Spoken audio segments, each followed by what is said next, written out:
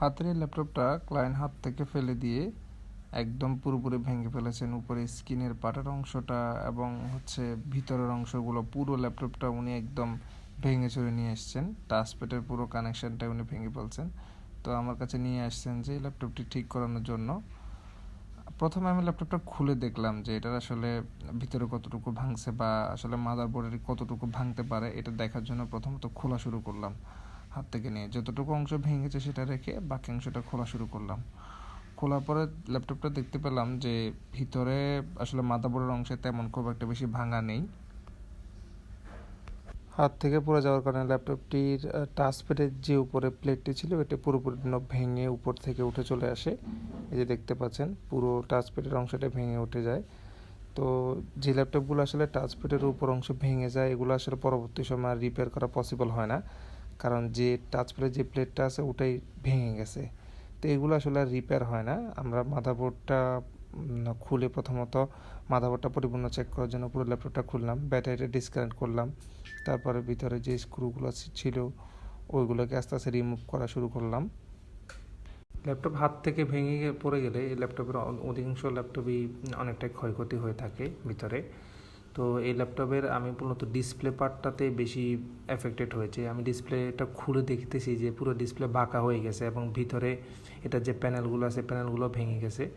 তো ল্যাপটপের পুরো ডিসপ্লেটা আমি প্রথমে আলাদা করে নিলাম বডি থেকে আলাদা করে ডিসকানেক্ট করে দেখতেছি পুরো ল্যাপটপটাই বাঁকা হয়ে গেছে এবং বডিটাই এই ল্যাপটপের বাঁকা হয়ে গেছে অনেকটাই।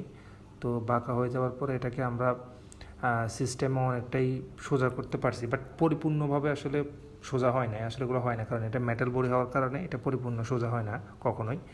তো তারপরে আমি যতটুকু পারছি সম্ভব চেষ্টা করছি যে এটা সম্পূর্ণ করার জন্য। উপরের পার্টটা সোজা করার পরে আমি ডিসপ্লেটা আবার বসানোর চেষ্টা করতেছি। ডিসপ্লে দুই মাঝখানে ভেঙে যাওয়ার কারণে ডিসপ্লেটাকে লাগিয়েছি। তারপরে অ্যাজ ইট ইজ ব্যাটারিগুলো খুলে ফেললাম। ল্যাপটপের ব্যাটারিটা ডিসকানেক্ট করছি এবং মাদারবোর্ডটা ডিসকানেক্ট করে আমি টাচপ্যাডের অংশটাকে লাগানোর চেষ্টা করলাম। টাচপ্যাডের আসলে ওনার প্লেটটা আসলে পড়ে যাওয়ার কারণে পুরো প্লেটটাই আসলে ড্যামেজ হয়ে যায়, যার কারণে এই ল্যাপটপটা আসলে আর পরবর্তী সময় টাচপ্যাডটা আমরা ঠিক করতে পারি না। তারপরেও ল্যাপটপটা মাদারবোর্ডের সাথে টাচপ্যাডটাকে আমরা ভেঙে যাওয়ার পরে পুরো জিনিসটাকে আমরা অ্যাকুরেটলি লাগানোর চেষ্টা করলাম আমি, এবং পরবর্তী সময় এই টাচপ্যাডের লাইনটা আমরা লাগাতে সক্ষমও হই। হাত থেকে পড়ে যাওয়ার কারণে পুরো টাচপ্যাডের যে অংশটা আছে পুরোটা ভেঙে মাদারবোর্ড থেকে উঠে চলে আসে। তারপরে আমি এই বোর্ডের ভিতরে এই টাচপ্যাডটিকে একবারে অ্যাডজাস্ট করে এটিকে ফিটিং করে বসিয়ে ফেলি আমি। তবে এটার আসলে কানেকশন দিয়েও লাভ হয় না, পরবর্তী সময় এই টাচপ্যাডটা আসলে ঠিক হয় না।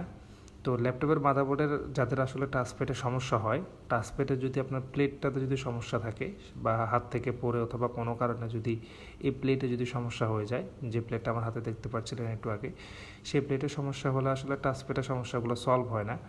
কিন্তু আপনার টাচপ্যাড যদি মাদারবোর্ড থেকে যদি কোনো সমস্যা হয়ে থাকে বা অন্য কোনো সমস্যার কারণে যদি এই টাচপ্যাডের সমস্যা হয়ে থাকে, সেটা আসলে আমরা সমাধান করতে পারি। তো তারপরে আমি ল্যাপটপের উপরে যে অংশটা আছে এই অংশটাকে আমি আবার অ্যাজ ইট ইজ বসিয়ে দিলাম। তারপরে আবার মাদারবোর্ডের সাথে ফিটিং করার জন্য নিলাম।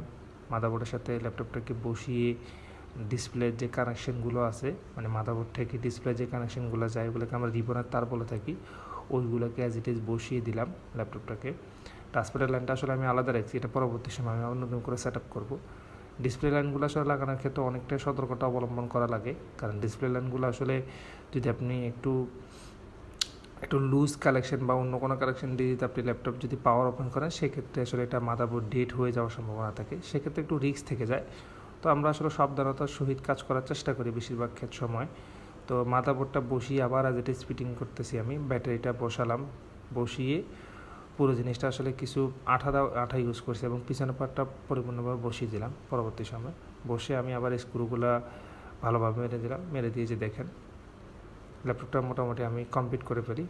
পুরো জিনিসটা সেট আপ করতে আমার মোটামুটি অনেক সময় লাগলো, পরবর্তী সময় আসলে পরিপূর্ণভাবে এটি সম্পন্ন করতে পারি কাজটি। এই যে দেখেন ডিসপ্লে চলে আসছে।